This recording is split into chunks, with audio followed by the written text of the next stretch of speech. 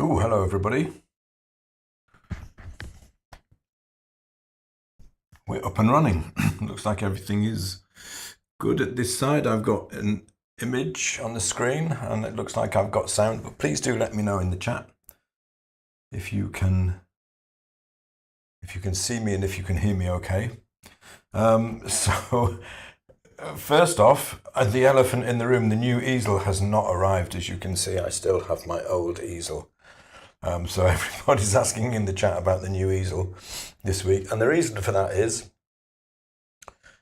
Jackson's, the main warehouse, is literally 15-20 minutes up the road from me, and they have one in stock. The Richardson Santa Fe Classic 2. But it's like 2,000 quid. You know, it's not a cheap easel. And it's a big purchase. The last time I was in there, they told me that I could have a teacher's discount, which is like 10% off everything. And I forgot to sort it out. So I thought, well, it would be really, really silly for me to buy the easel before I sort out the teacher's discount. So I didn't get it last weekend. So I think I'm going to get it this weekend because I've sorted out the teacher's discount now. Anyway, welcome to another Friday Live and happy Friday. Autumn is in the air, right? The mornings are chilly now and the evenings are chilly, and we're starting to get that really beautiful autumn light. Today we have, speaking of beautiful, a really, really gorgeous rose to look at. So my plan for today is I'm going to do a sketch of this rose. I'm going to put some colours onto the panel. But what I mostly want to talk about today is colour mixing and why I choose the colours that I choose to put on my palette. They're not always the same, but there's a kind of a core group of colours that I always have there that anyone who's done a workshop with me or a course with me will be well used to by now and will know what they can do. Thank you for coming, everybody. Good to see you. Diane says, this looks like a challenge. It is a challenge. Colour is always a challenge, you know, and that's what this is really about today, is looking closely at the colours of this gorgeous rose. It is actually a rose, although it doesn't look like one. It's a David Austin rose, and the variety is called Lark Ascending. Really, really beautiful. So that's got the easel thing out of the way, right? So you're going to have to wait until next week, assuming that I get the easel this weekend. You know, but all the reviews that I say about the Richardson Classic Santa Fe 2, they say it's a brilliant easel, but they're going to put these cheap casters on it. You know, so I'm also going to have to fit some new casters before I put it together. Thank you, Roxanne. I just happen to have this t-shirt on today. ChromaMagic first. Let's switch over to ChromaMagic and we'll have a look at some of the amazingly beautiful colours in this rose, okay? Look at this. Why is it gone funny? For some reason I can't see the whole screen. Oh, it's me. There we go. Now we can see, because I was zoomed in on it. So I'm going to zoom in kind of on the flower. So you can see the flower a bit better, because I mean everything around the outside is like pretty low chroma, like close to neutrals, but in the flower is where all the interesting stuff happens. And it looks incredibly complicated, right, this flower? And it is. You know, I'm not going to pretend that it isn't. It's all made up of separate petals, so it's difficult to see like a simplified form. Like I'm a big fan of simplifying the form of flowers so that you can understand the light and the shadow, and that gives you a way into the colour. But I think we can simplify this one. If we look at this area, the area that I'm circling now, just inside the outside petals, if we look at this area as a bowl, because it is actually a bowl shape made up out of all these petals, and if we can nail the colours and paint this bowl, then we can put the petals around the outside, we can put the petals around the middle, and it's going to be brilliant. He said, whether that's hubris or not, we'll find out in about an hour's time. But look, interestingly, here we have, like in the middle, I'm interested in the colour in the middle of the bowl especially, right? pretty high chroma orange yellow. Over this side, it's not terribly different. It's a little bit darker over the other side, but pretty much the same. So in the shadow here, we've got this kind of fairly high chroma orange yellow. So that's the kind of the color that we want to start with. You know, I would say we want to be starting about a value 7 or a value 6. Like over here, it's like a value 6. This is the value scale here. 1 is black, 9 is white. So 6, even the darkest parts of this rose are, you know, towards the higher end of the scale. Beautiful. And it's a bit more yellowy in the middle. And then as the bowl curves up here, being as the light is coming diagonally down from the top right, what happens is what you'd expect to happen. It gets lighter and the chroma drops. So now we're like very light values we can see on the inside of these petals, right? And on the other side, if this actually was a bowl, ordinarily around here, you would have a darker value. This would be deeper shadow because the light is coming from the top right, except that this is not a bowl, it's a flower. And the petals are very thin, diaphanous, ephemeral, and the light travels through them. So actually what happens is, up here where the light is traveling through the petals, it gets a little bit lighter there too. And that's one of the reasons that it's slightly confusing, you know, mixing these colors. So that's basically the approach I'm going to take. So what I want to do is to create an impression of the form of the rose. I'm just going to do a sketch today. I will put the colors in for the background. I probably won't do them in a very detailed way because mostly I want to look at these amazing colors of the rose. I want to mix them and do some as we go along, most likely.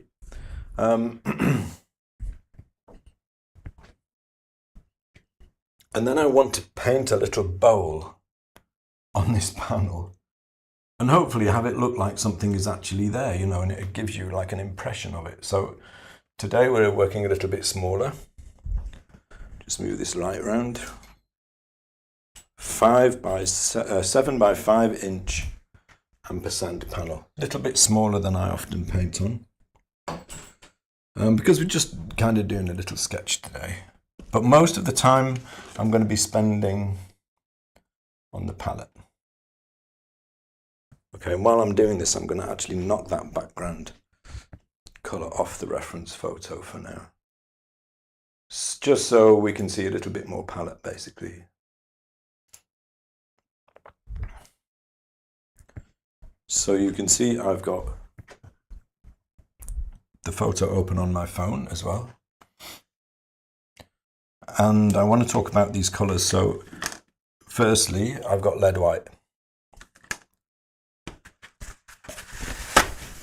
By default, I will always use lead white if I can, if I'm mixing these kind of colors. These are high chroma, warm colors, you could say, yellows and oranges.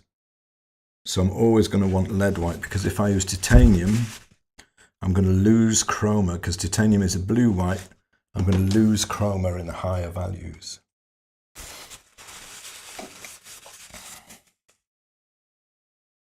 Easter says it's like flesh color. Kind of, but like much higher chroma, you know. The chroma of human flesh doesn't really get above a 6. Like in our family, we have, like, I'm white, obviously. My wife is black. The kids are mixed, so we have quite a range. And I'm like a value, if you kind of check the color of my arm, say there, I'm about a value 6 and about a chroma 4. My wife is about a value 5 and about a chroma 5, a little bit more chroma than me, healthier skin, you know. And the kids are, as you'd expect, somewhere in between. Cadmium yellow. Obviously we're going to need, so these are all warm yellows, so I've got cadmium yellow out there. This is ivory black, that's only going to be for the background really. Raw umber, the reason that's there is because it's a yellow-orange and it's low chroma, so it's incredibly useful for controlling the chroma of colours. So when we get to the lower chroma colours, on the outside, like around here, it might be useful to have that there if we want to drop the chroma a little bit, right? To get a colour like that. Do I need this? You know, I've got quinacridone rose out, but let's see if I think we can probably get away without it. Because I've got another orange here. And actually those petals are not as orange as you think. Looks like they go really orange, almost to pink as you go to the outside of the flower. But look, they're really not, you know, even if I get like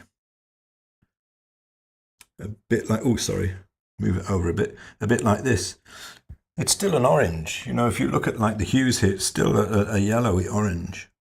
So I might actually just be able to do it all with transparent red oxide and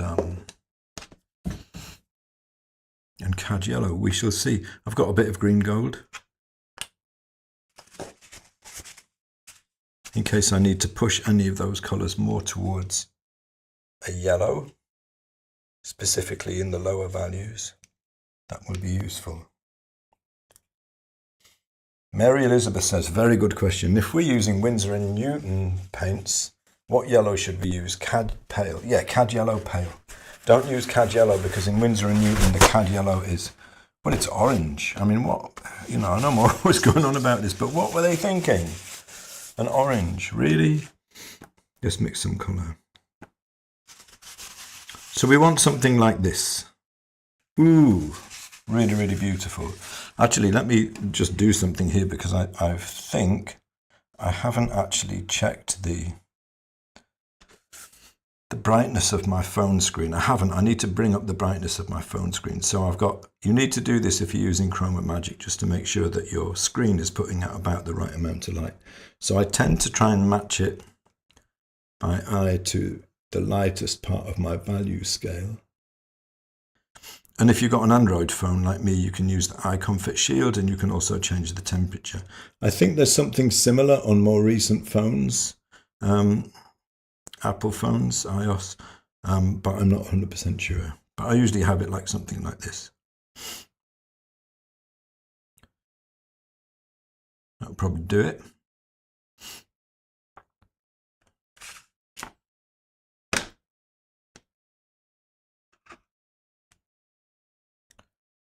So what do you think?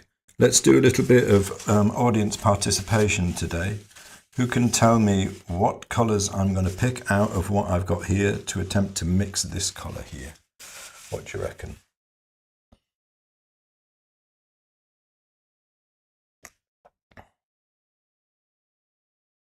PJ says I'm using Michael Harding Cad Yellow. It's so different. It really is completely different. Hello Sylvie, good to see you.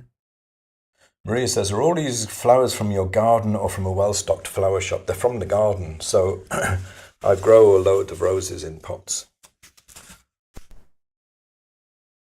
Is that a bit wonky? My easel's a bit wonky. It's disturbing me.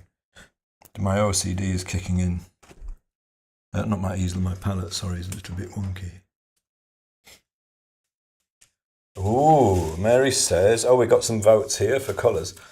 Sally says, transparent red oxide and cad yellow. Mary says, transparent red oxide, yellow, and a pop of GG. What? Green gold, yeah. Maybe, you might be right there. Yellow, TRO, and white. See, you're all cheating because you've done workshops with me, so you know what I'm going to use, right? Everybody's going for the right ones. Now Linda says with raw umber. I'll tell you why I don't think I'm going to need raw umber, because if you look at this, it's like the highest chroma that you can get at a value 6. And if I put raw umber in, it's going to drop the chroma, right? Let's try some of this stuff. So we're going to start off with cad yellow. And we're going to bring in some transparent red oxide. So these colours that I have here, these are like my core colours. I don't always have cad yellow down on the palette. I'll only put it there, you know, obviously if I need to mix some high chroma yellows. But it's amazing the gamut that you can reach with these colours. Obviously I don't have a red and I don't have a blue,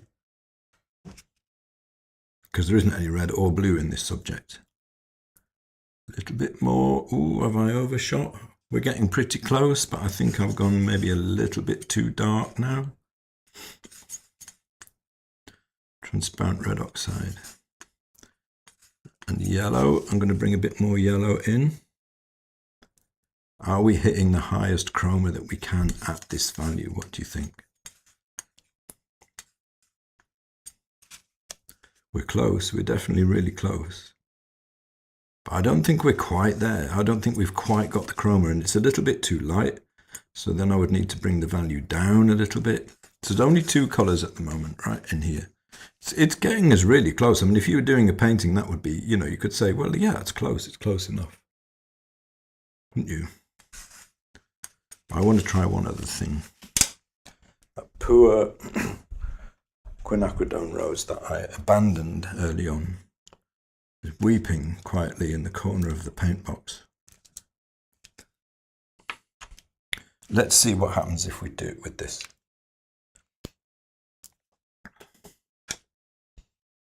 You know, I think people don't do this very often, but it's a really good way to learn about your paints and what they can do, you know. People will often recommend that you do these like huge charts where you mix like every color you can possibly mix with the colors that you've got. You know, I'm not sure how useful that approach really is. With using ChromaMagic like this, you know, I've got a bunch of colors here that I know I want. I've got a specific target here, like how can I mix that from the colors that I've got? This will teach you an awful lot about mixing color. Quinacridone rose and yellow. I've overshot, brought in too much quinacridone rose. When I say I've overshot, I mean the value has gone too low.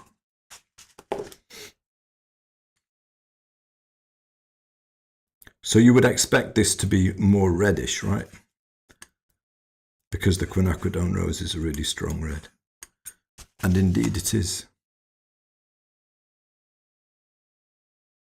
Is it a bit too light? I think it's a bit too light still, right? So it needs to go down a little bit in value.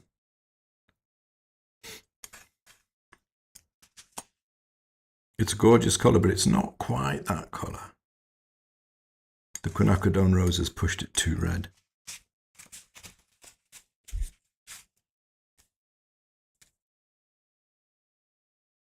See, I reckon this is closer. This is definitely closer.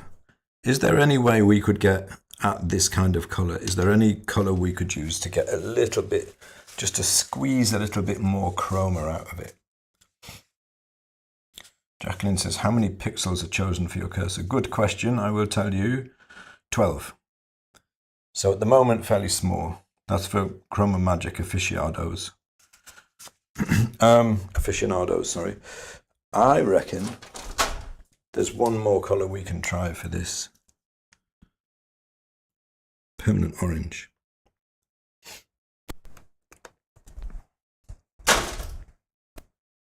Let's see what happens if we do cad yellow and permanent orange. Ooh, definitely higher chroma, right? Definitely higher chroma. But it's a little bit, it's too much chroma. I think I'm not quite down to the value yet. And it's a little bit on the red side. It's a little bit too much on the red side, right?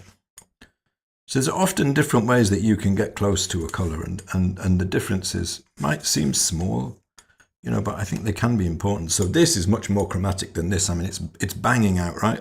But it's a little bit too red. If I wanted to send that a little bit more towards yellow, I could use green gold and yellow. Green gold is also high chroma. It will lose a little bit of chroma here. I'm going to mix it to about the same value. What value are we after here? Value 6.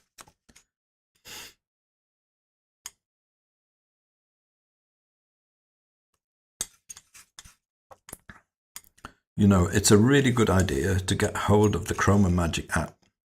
You know, learn mixing. Let's check, I've got a value 6 on the value scale. To learn mixing, get hold of the ChromaMagic app.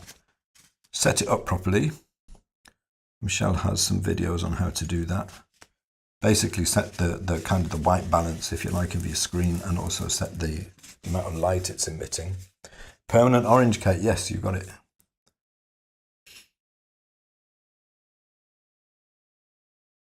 Hazel says if we bracket, perhaps we can raise the value of TRO and green gold with CAD yellow. Ooh, yeah, I like your thinking. That's kind of what I'm doing here, but I've punched up the chroma.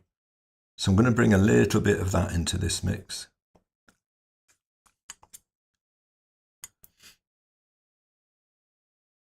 See that? It's getting gradually, a bit at a time, it's getting closer to the same hue as this mix here. It is dropping the value a little, the chroma a little bit, because the green, gold and yellow mix is slightly lower chroma. They're getting closer now, these two, aren't they?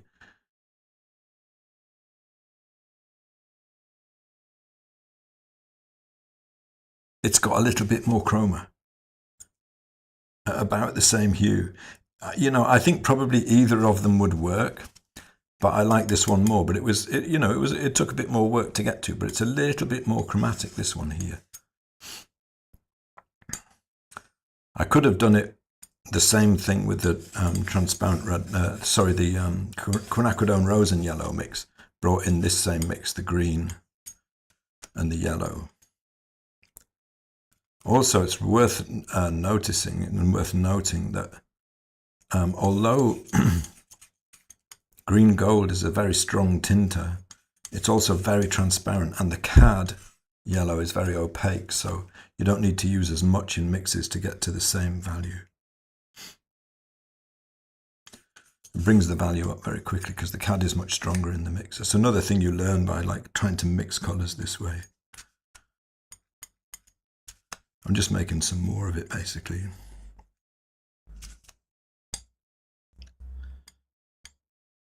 And, you know, maybe I'm a bit weird, but I find this endlessly fascinating, like trying different combinations of paint to see what will get you the closest to a color that you're trying to reach.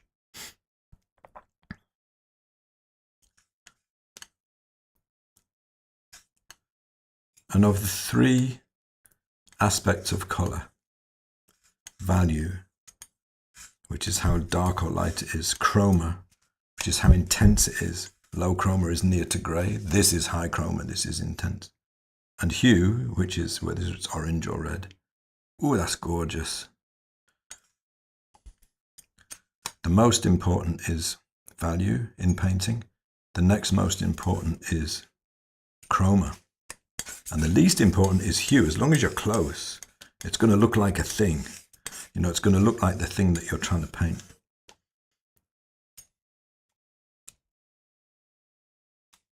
B. Fury says, what's the brand of your green gold? Michael Harding. Basically, they're all Michael Harding apart from the white, which is Rublev. Michael Harding doesn't sell his lead white anymore, which is a pity, but the Rublev is nicer white anyway.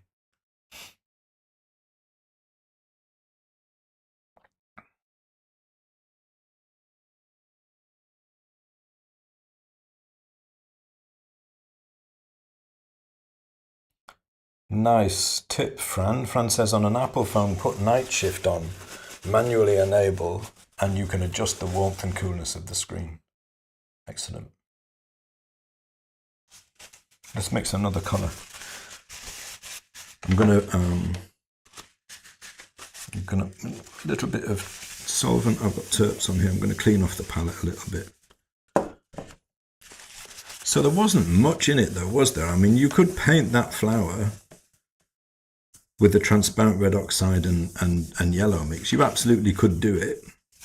You don't have to match a color exactly, you know. At the end of the day, the relationships between the colors in the painting are at least as important about whether you manage an absolute match of a color. What else would I want to mix? I want a colour for over here on this side of the rose, like when we start to get out a little bit towards these outside petals here. So what I generally do, I'm gonna make the sample size a little bit bigger now, and I'm just gonna click around and get an idea. Like that's a value 6. Mostly I'm looking at the value first. That's a 7. That's an 8. So somewhere around the middle of that would be about a value 7. Probably would be pretty useful. Got to try and make sure I don't pick up any background color along with it, which would be, you know, somewhat disastrous. Value 8. Let's mix like the higher end of the values that we've got out here. Let's go for this, like slightly lower chroma, right?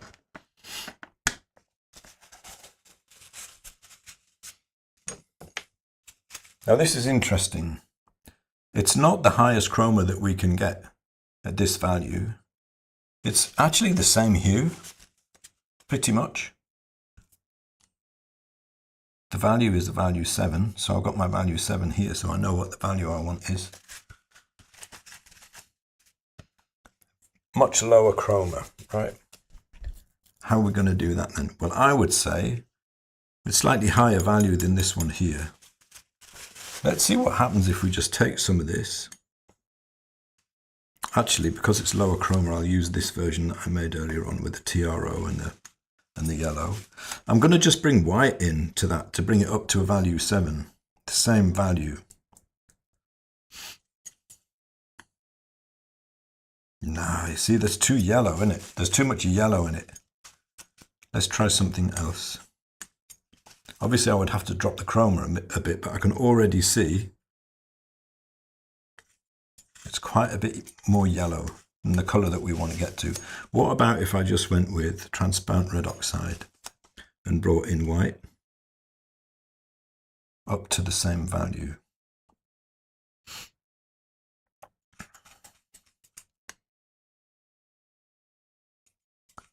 Just judging by eye, there should be about a value 7, something like. And that's too red. What about if I mix them together? That's looking closer, but the chroma is too high. So remember what I was saying earlier on about chroma. Raw umber. This is the chroma dropper. And I'm going to mix white with it to the same value, value 7.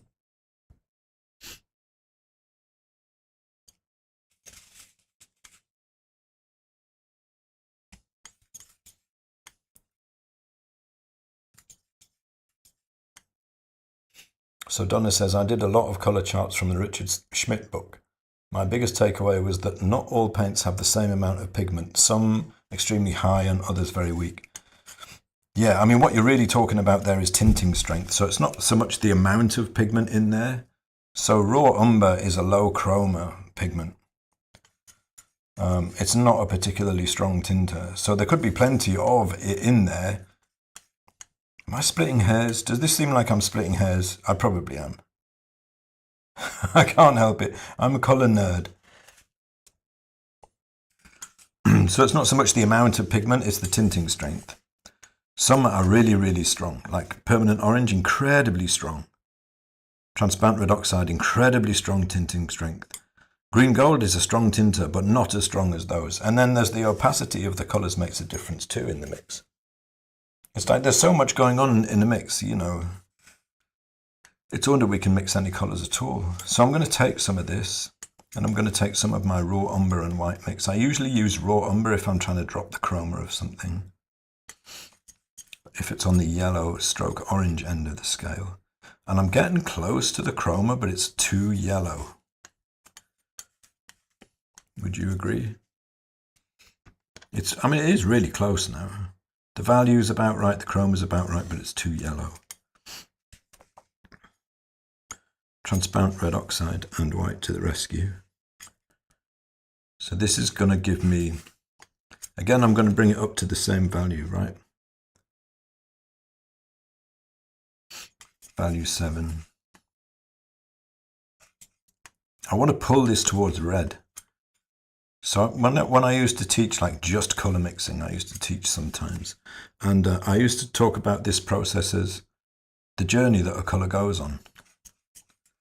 And I wanted to see, like, I used to set people a task of matching particular colors, did this like an in-person workshop. And and I wanted to see all of the steps. I wanted to see the journey that the color went on the palette and see the decisions, you know. So this needs to go more red. We'll bring some of this in.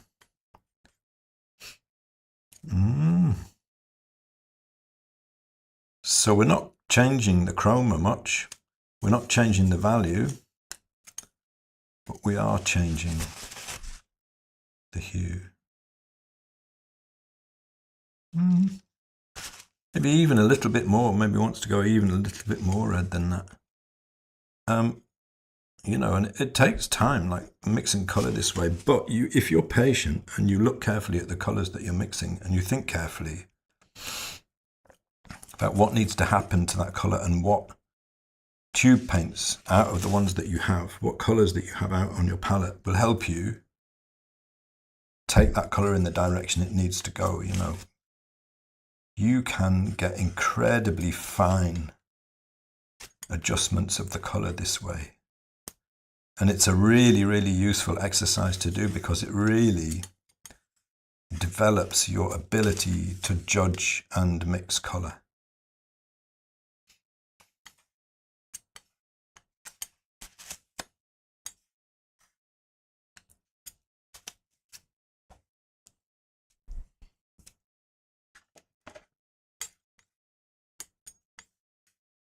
Cool.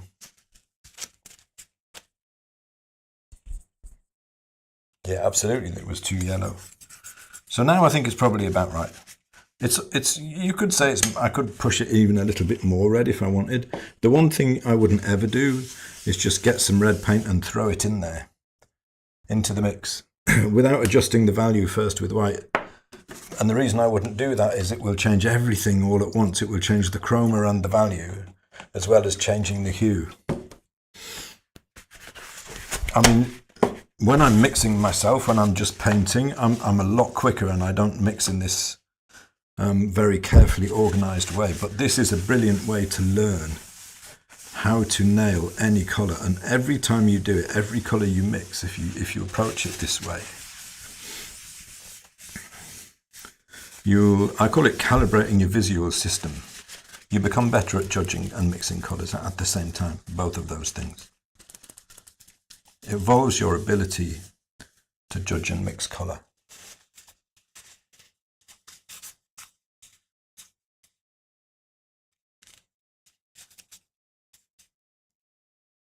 Linda says, transparent red oxide and burnt sienna are the same. No, they're not. They're really not.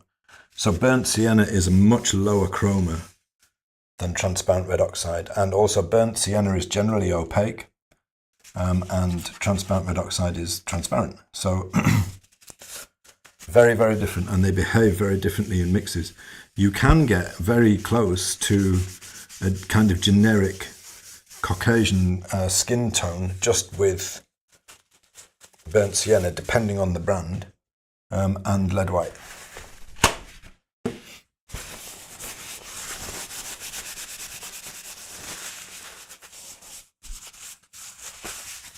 Thank you, Anna. Anna says, I'm putting my brush down to say palette time helps so much. I mean, basically, you know, I used to be very fond of saying, and I think it's true, you know, when you're painting, this is your real work surface, is the palette here. If you're painting representational work, like, you should be spending more time here than you do on the panel, on the painting itself. You know, you can, if you get the right color, you can put it down in a single stroke and not have to move it, do anything to it. You can leave it alone and it will look beautiful and rich.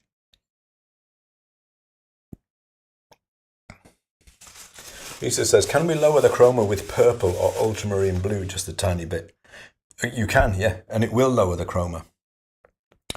If you put it straight in there without mixing it to the same value, it will also change the value. So let's say that you knew about that and you used, say, dioxazine purple or something like that, or a magenta. You know, you're talking about complement mixing, basically. So we've got, this is actually an orange now. It's a yellow-orange. So what do you think? Blue, probably you want to be, for a complement, you would want to be nearer to blue. But what is the actual complement of that colour there? Because you don't know the actual hue. It's slightly lower chroma. It's an orange, it's a yellow-orange, I know that. Right? If we look at, you know, the page that it comes from, you can see it's a yellow-orange. But exactly what yellow-orange and exactly what complement would it be? And then even if you managed to get the exact complement, I promise you the hue would go all over the place if you did it that way. Yes, you can do it. You know, and with time and an awful lot of practice, you can get good at it. Complement mixing.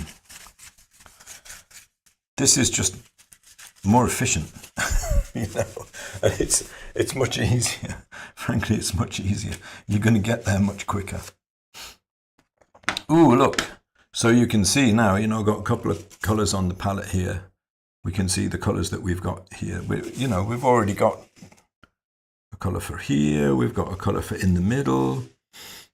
Like, what about on this side of the rose? I'm going to make that a bit smaller. Where it's in the light, where the light is hitting it, what have we got? Really light, you know. I want this because this is like the inside of the bowl.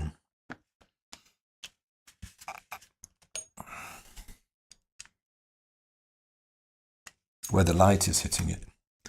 I'm just gonna, you know, I'm just gonna put some transparent red oxide in there, a little bit of yellow, because I think it will be too, oh, I put too much transparent red oxide in. I mean, this is a really high value, almost as high as we can go, but it wants some color in there. So I'm putting in some transparent red oxide mostly, and I'm putting in a little bit of cad yellow.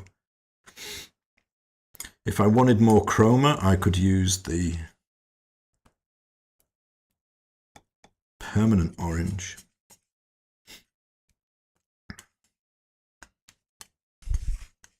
But actually, I don't think it's the highest chroma really. Well, arguably it is the highest chroma we could get, but that's like the nearest Munsell color. So this is the way ChromaMagic works. It shows you the nearest Munsell color, and then it shows you the actual color. And the actual color is a little bit lower chroma.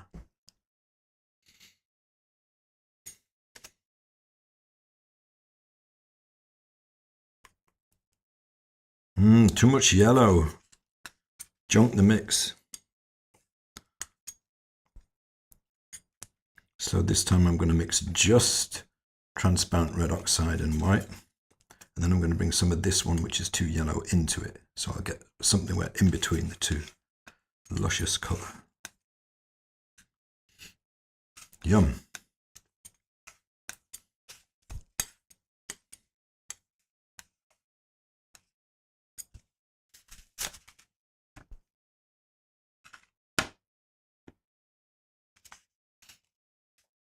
Do we need a lot more than that? Probably not. I mean, you know, there are these colors around the outside of these petals. Like that's pretty dark.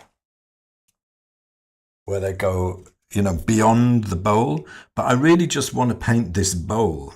And then I can add these petals afterwards. Do you know what I mean? They are slightly different. But this one is interesting because you think, you know, if you just look at the photo, right, and you think, well, that petal's gone pink. Actually, it's still a yellow-orange. It's just a slightly lower chroma. It has gone a little, granted, it's gone a little bit more towards a red-orange, but only a tiny, tiny bit.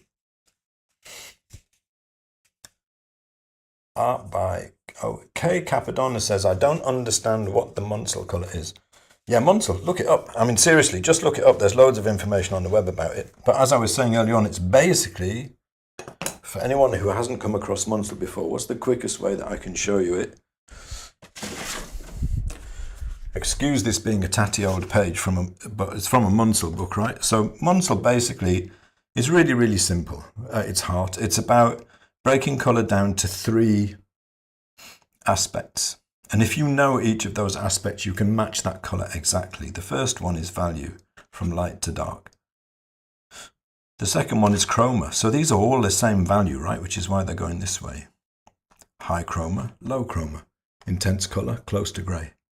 So that's chroma. And the third is hue. Is it blue? Is it orange? Is it red? Right? That's Munsell. At its heart, that's all it is. People talk a lot about the Munsell system as if there were only one way to use Munsell in painting. There is no Munsell system, or at least there are many different ways that you can apply it to what you do, you know. And actually, an awful lot of people now, teachers as well, and artists, talk about colour from a point of view of hue, value, and chroma. And then they say, yeah, but I don't like the Munsell system. If you're talking about colour and you're talking about hue, value, and chroma, that is Munsell. That's all it is. There are specific ways that people apply it, sometimes using chips from the books, or using ChromaMagic here, like I'm doing with a value scale. You know, you can figure out different ways to apply it, but it's just hue, value, and chroma. That's all it is. That's what Munsell is, when you boil it down. By the way, has anybody noticed how lovely and sharp the image on the easel is, on the palette is today? I got a new lens. The last one, the focus broke on my other lens, and I got a new one. It's quite a posh one. And it's way better. Way better than the old one was. I think that's probably enough. So I'm gonna put some colour down, right? I'm gonna paint this bowl. Now I'm gonna rip along now. Because, you know, we've been on for about 40 minutes and all I've done so far is talk about colour. Hopefully, just doing that is useful and interesting. Just talking about colour, you know, and mixing. It's a bit of a favourite subject of mine. You could say it's kind of the linchpin that I hang everything else around when I'm teaching, you know. But we've got kind of a painting to do, haven't we? So let's have a look. Now, I would actually start, I generally start, I'm gonna just rough out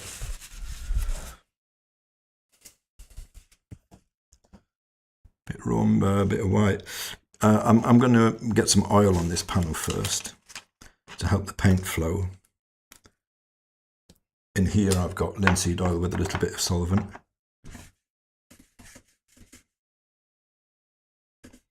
Makeup sponge. Wipe that off. Because I want some on there, but I don't want too much. I want it nice and thin. It's only going to be a sketch today, like it's going to be a bit of a quickie. So I'm just going to kind of rough out where's the rose going to sit. Probably like the whole of the rose. Around here-ish. Bottom of the bottle.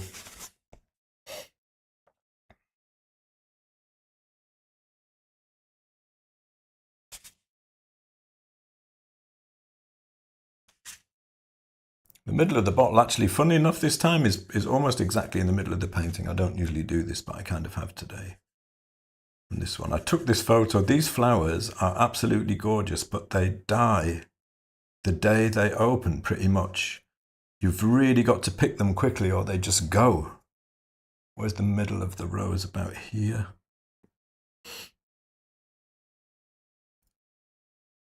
So if I want to draw the axes of my bowl, there's something like this, which gives me more of an idea of where things are going here. I don't want to spend a lot of time kind of roughing it out. I just want to get an idea of where it's all going to go. And the actual bowl shape is on the inside of that, so it's like here. These are like the outside petals, so we'll get to them. Actually, the bowl is pretty small, the way I've kind of put it together here. It sits within that, like that.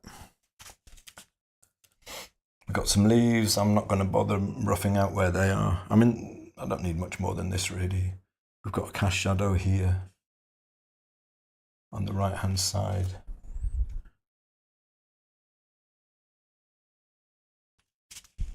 That'll do. Let's get some paint on. So over here on this side, dark brown, value 1. Now I would personally, I'd go in with the raw umber there.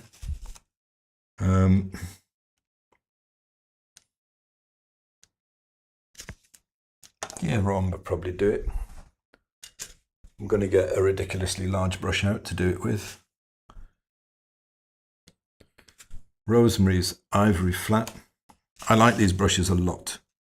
One of the main things I like about them is that they last really, really well. I wasn't sure at first about them because I thought they were a little bit too stiff. But when I got used to them, maybe they softened a little bit with use, to be fair, but when I got used to them, I now love them to bits. Among my favourite brushes, Ivory Flats. And if you've got a little panel like this, you can certainly cover some space pretty quickly, right? On the other side, there's a little bit more light, so the chroma is going to drop and the value is going to go up. So I'm going to bring a bit of white in. Some black will drop the chroma. I wasn't kidding when I said I'm going to rip along because I want to get these colours down and see the bowl. Do you know what I mean? Volume 4-ish, that'll do.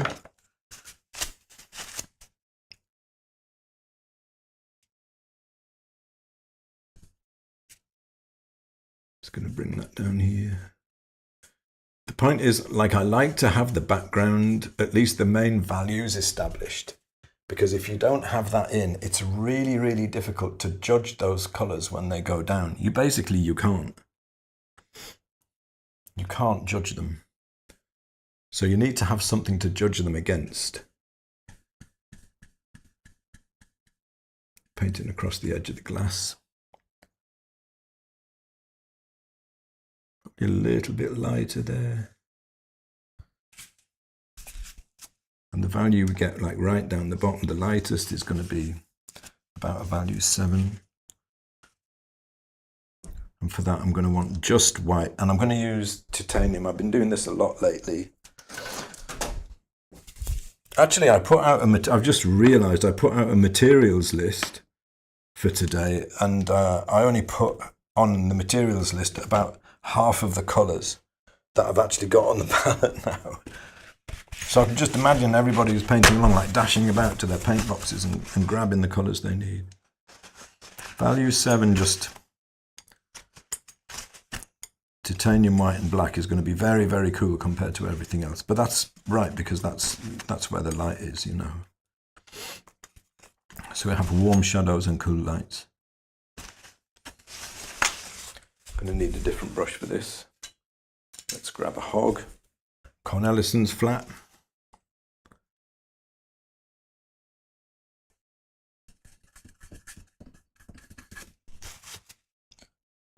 Don't need to be too precious about this, just get it in there, because the only thing I want out of this really is to be able to judge these values, judge these colours of the rose when they go down against these background colours, against something that we've already got here. So I'm bringing in a little bit of transparent red oxide and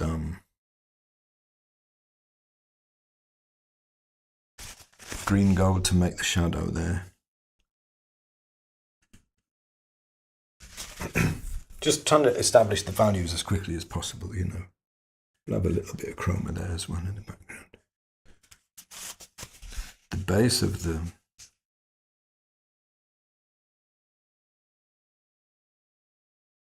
bottle is a little darker. That's too dark, but we can knock it back.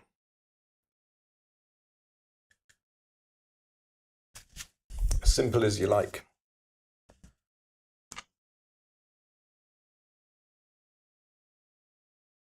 Highlight. That looks like glass. Ish.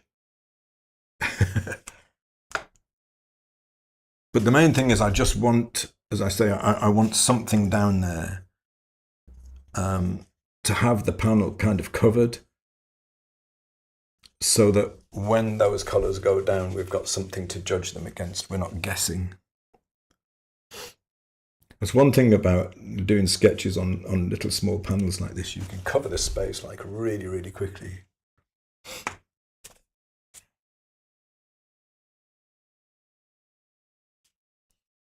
Lisa says, can we use filberts for the petals? Yes, sure.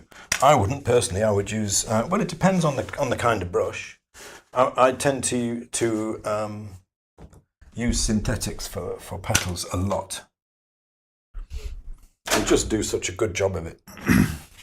You can use any brush you like. I mean, what brush you choose partly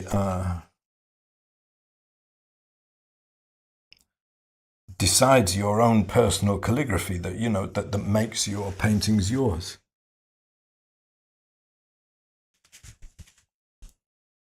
It's a big part of it.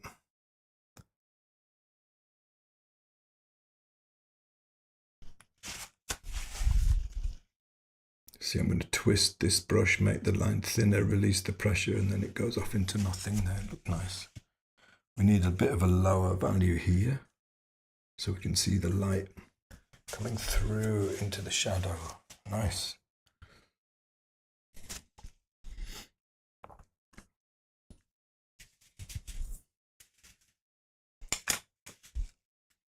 So I'm actually not going to paint any petals to start with. Regular attendees of Friday Lives when I'm painting flowers will be like, yeah, I know you're not. I know, because I'm always like, don't paint the petals, ignore the petals, paint the form. And I thought this one was particularly interesting to paint this time because the form is more difficult to see. Like some flowers, the form is really easy to see. Look at this incredibly beautiful David Austin rose. I mean, that you can see the bowl much more clearly there. Do you know what I mean? Oh, petals are falling off it. You can see the bowl, right? It's less easy to see the bowl on this, but there is still a bowl.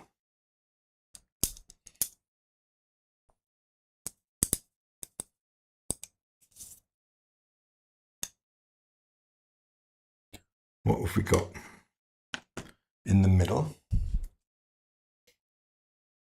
We've got our incredibly warm middle of the bowl colour.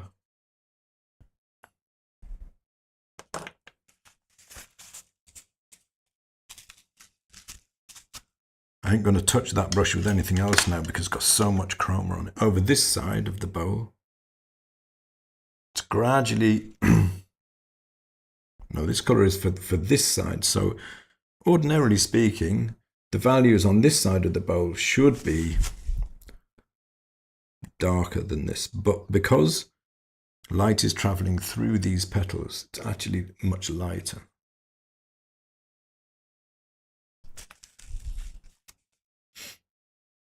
This might be too much. I think I've probably just put too much of it down. I got a bit carried away and just kind of threw it on there. I'm going to wipe it back a little bit.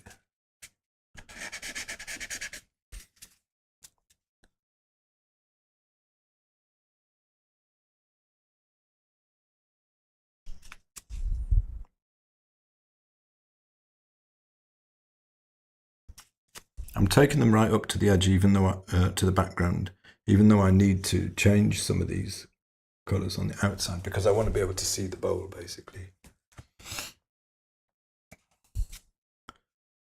Another brush. Actually, I mistakenly picked up a chroma, an Eclipse chroma, which is a nice brush as well. So the light side of the bowl.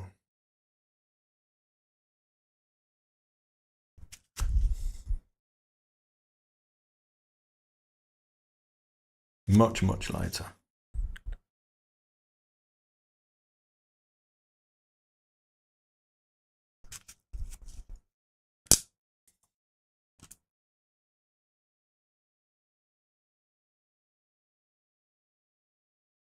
Making sure that I have lots of soft edges everywhere. So can you see the shape is starting to come? It doesn't take much. Going to mix between these, my lighter colour and the next one down, because around here the light is still hitting the bowl there, but it's not hitting it quite as strong. So I'm less bothered about painting what's actually on the photo as I am about, am I creating the impression of a bowl here? Can I see the bowl? Like people who are on my current flower painting workshop are like, yeah, this is just what you were doing yesterday, Paul. It is basically, but this is way faster. But can you feel the curve now, right? So that would actually be, if this was a solid bowl, that would be really dark. But if you can feel that there's light coming through there, because your brain knows that this is a bowl, right? So that should be shadow, but it's not. I'm gonna stick the colours like for these petals around the outside, you know, knock them together really quickly.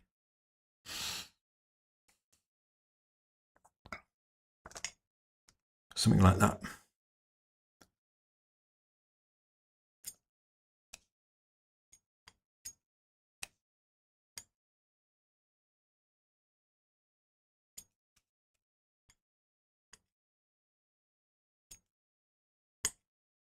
A little bit too yellow, a little too orange, sorry.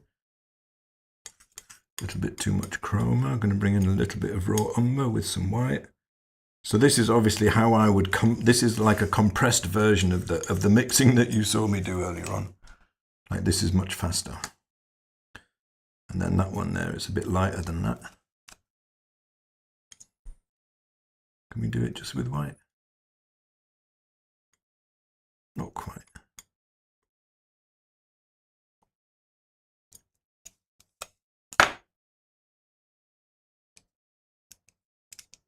Going to get yet another brush out for this. Synthetic. Now this is a flat, just as good I think as a filbert really, you know, for this. So the petals that's sticking out further round, almost the same value as the background. That's probably a shade dark. Bring that up a little bit.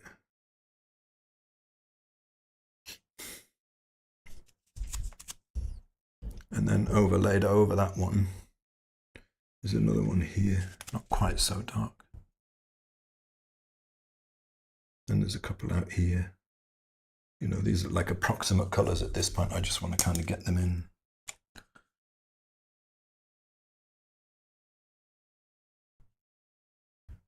It's like, how fast can you create an impression of the form of a rose without actually painting any petals at all? You know, if you simplify the colour well enough, and if you're confident with your mixes and you know what the colours that you're after, you can actually get it together pretty quick. There's so little been painted there, but you can begin to feel that the light is in there. You can hopefully see now why I did all of the background first, because that would not make any sense at all if I hadn't done the background before. When not make any sense, by that I mean it wouldn't make any visual sense. So I'm going to load up this brush, so I want a nice hard edge on the left hand side, and I cut this light petal in.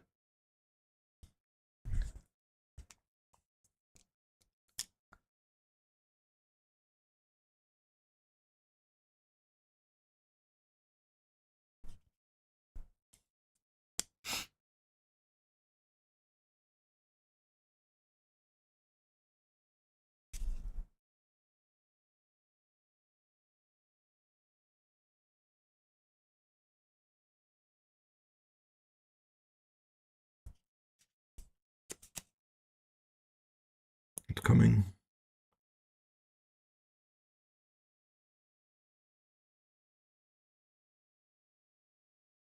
And the outside edge, they're a little bit lighter because they come out and into the light.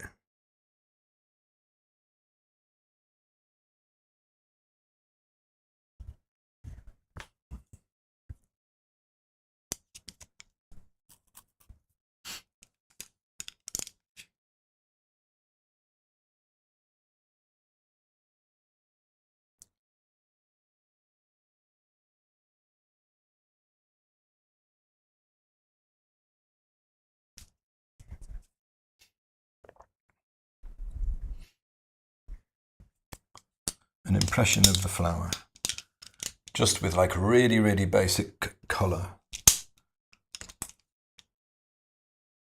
Really basic form, but pretty good color.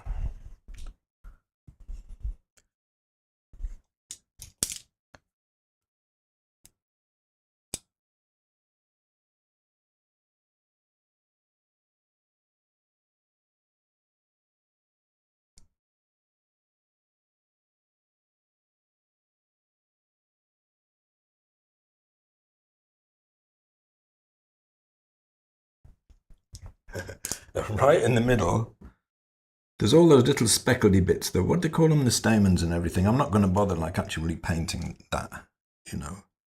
I'm just going to mix a general colour that will do for it.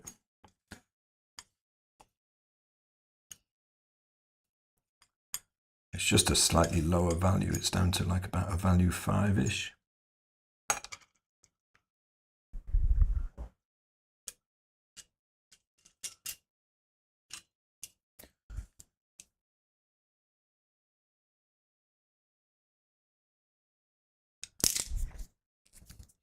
And then I'm going to get one of my favourite brushes. Might need to put out some clean white now.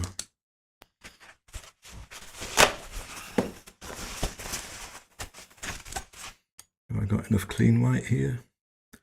Or have I got it too dirty? I'll put out a little bit more white anyway. Can you feel the form of it though? I mean, obviously it's drastically simplified, you know, that's about as quick as I could possibly paint it, really. Out comes the dagger. Now this brush is really nice for making petal shapes, so I want to try and create some very light petals over this side, like just where they kind of, they bend back.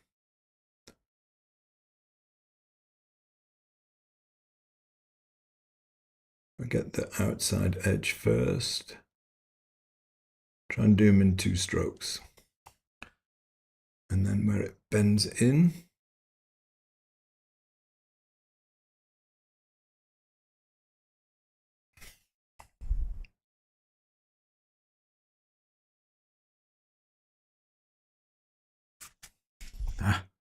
Not enough paint on the brush, it mixed and I want it to sit on top. You really have to load the brush if you want it to sit on top. Like that.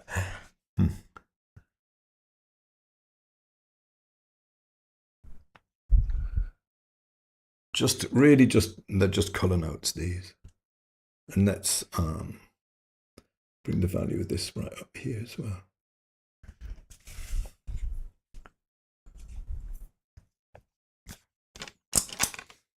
A few little adjustments. Lower chroma further in here. That's gorgeous, that colour in the middle, isn't it? There's a bit too much of it, it's a bit too strong. There should be lighter and lower chroma there. Gorgeous though.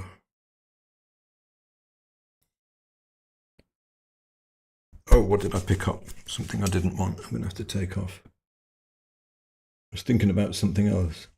Do you want to know what I was thinking about? I shouldn't admit it, you know, because I'm creating art and everything and it's very serious business. I was thinking about my pizza. Getting a bit hungry. And as you know, in the Foxton household, Friday is homemade pizza day. Got a bit too much chroma here, a bit too low value, so I'm dropping the chroma and I'm bringing the value up. Such beautiful colour. But I haven't mixed anything that I didn't already have on the palette though, you know. All of these colours were already there. I'm just mixing between them. And with practice, and I'm teaching this currently on a workshop, you can use the brush to create the impression of petals even though you're not really painting them. It does take practice, it doesn't happen immediately.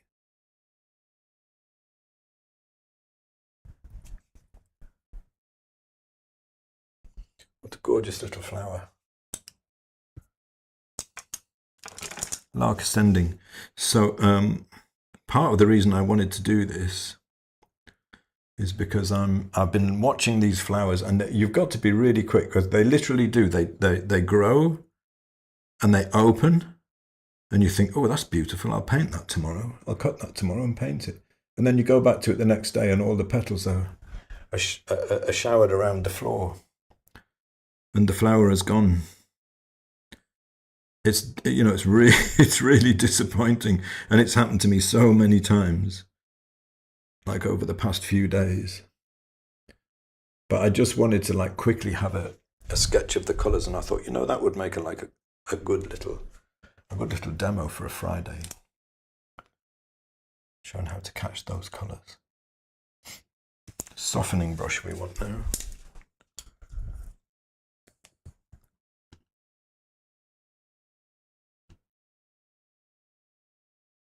So what I like to do a lot is I put a stroke down for something that I want, like this petal here. I know I want a hard edge on the left-hand side where it's curled round, but on the right I want it a bit softer. So you can put the paint down, leave most of it alone, and then just pull some of it to where you want it. The dagger is also good for, you know, it has this sharp edge. So if I want to get like a light edge of a petal against the background here, I can just load it up with paint and just place it. Not actually painting, just place the brush and you get that beautiful hard edge against the background. Over here, over this side, we can be all soft, you know, because this is shadow. So the softer we make that, the more it will appear to be falling into shadow, you know.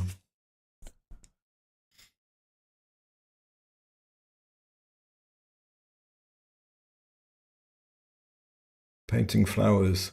It doesn't have to be as hard as you think. You know, I mean, it's not easy. I'm not about to say that it's easy. You know, it's not. And it takes a lot of practice. But if you can nail the colours, like, you know, you're most of the way there.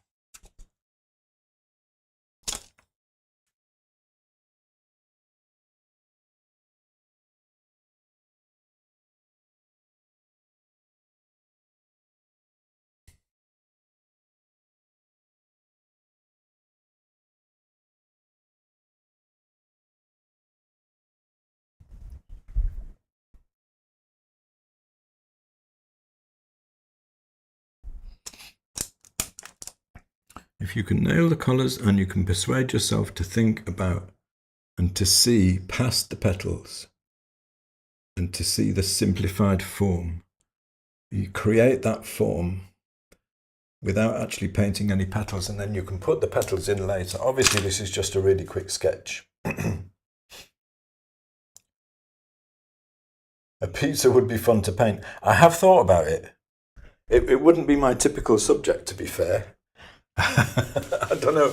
Could you make a pizza really beautiful? I don't know. Maybe you could. You could try, I suppose, couldn't you? I don't know if you could do it or not. Maybe we'll have that as a Friday session. One day we'll have like a pizza painting party. What do you think? Friday. Now I've said it, you know I've got to do it, don't I really? It's going to have to happen at some point. The pizza painting party on a Friday. It would be a challenge actually to see the form and not to get too involved in the toppings. It would be a bit of a challenge, wouldn't it? What do you reckon? Should we do it? I really do love painting flowers though, that's the thing. So Carla says, you make this look like anyone could do it, equals hope. I am very, very glad to hear that, Carla, because you absolutely can do it. You absolutely can. You know, this is like a really, really simple sketch. I haven't spent a lot of time on it at all. Obviously, it's not a finished painting, and if I was going to make a painting of this, I would work a lot more slowly and carefully, but hopefully I've got enough down there. Oh, should we put some leaves in? We've got to put some leaves in. Hopefully I've got enough down there to show you a basic process, you know, that you can use. I can't really show you the whole process in less than the time that this has taken. I mean, that's been about an hour, if you take into account some time for me blathering on about my easel and when I'm going to get it at the start. But this is the power of understanding colour, you know, and being able to simplify form. I'm going to mix up some quick greens, but stick some leaves in because I think they'll really kind of finish it off. Like really, really simple though. I mean, they're very dark, so I'm going to go black. I need a bit more yellow. Does that make sense, what I've been talking about today? I know for anyone who's on a workshop with me at the moment, it will make sense because I've been going over and over and over and over it until you're probably tired of hearing it. But, you know, I'm guessing there's some people here who haven't seen me demonstrate this stuff before.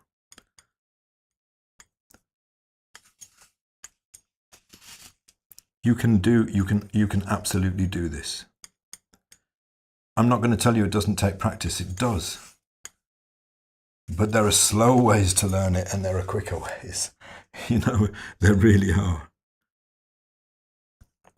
And if you can do this, then you can make decisions like about what you want to change. If you would like to see, you know, if you wanted to change the color, you'd be making informed decisions instead of random ones that might not work. I'm not sure if this is going to cover well enough for these leaves, but you know, I have a feeling that nature decided that against these incredibly beautiful colors, she would make these incredibly gorgeous dark leaves that would help everything to sing out. Doesn't that finish it off? It really does, like just that.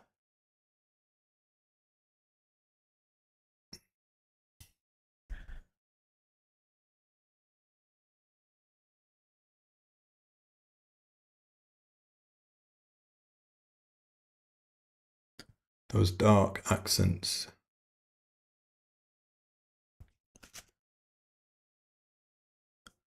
I'm not going to do all, I mean, it really is just a sketch, so I just want to kind of get enough in to be able to see.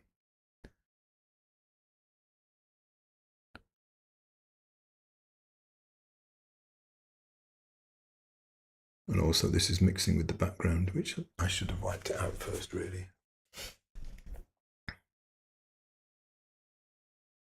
Any more leaves? That's about it, I think. I can use it to sharpen up this edge here, though, and put that in the right place so I can cut into that with a leaf colour and clarify that edge of the flower. There you go. A 1 hour demo, most of which was spent mixing. Kawai Magali Blanca says, I love it, such beautiful colour. Isn't it, though? The colour is so gorgeous. The colour is so gorgeous. Obviously, to really finish it, you know, would take a lot more than this, but this is hopefully has been enough to just kind of give you a peek into what you can do, you know, if you're careful with your colour and your mixing. You can absolutely do this. You can make stuff like this. And if you think that, you know, you can do something like that in about an hour, you could do a couple of these a day if you had the photo reference for a month. Imagine how much better you would be at this stuff if you spent that amount of time.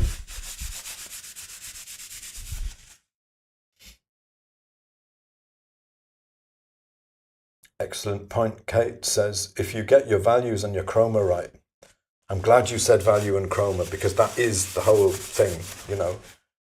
As long as you get the hue is going to be something like, it doesn't have to be exact. Like my rose is a little bit too red-orange still in the middle, really. You know, but it still works. It's still got the form.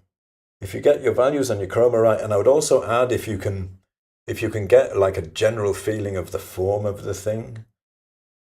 I'll finish off what Kate says now. You can paint really loosely and still keep your foundations in realism. That's a really, really lovely way to say it. Hello, Letitia. From Patagonia. Very cool. Another fried egg. It was, wasn't it, Lisa? It was a fried egg at the beginning. Yeah. Was that fun today? Was it useful? I hope you enjoyed it.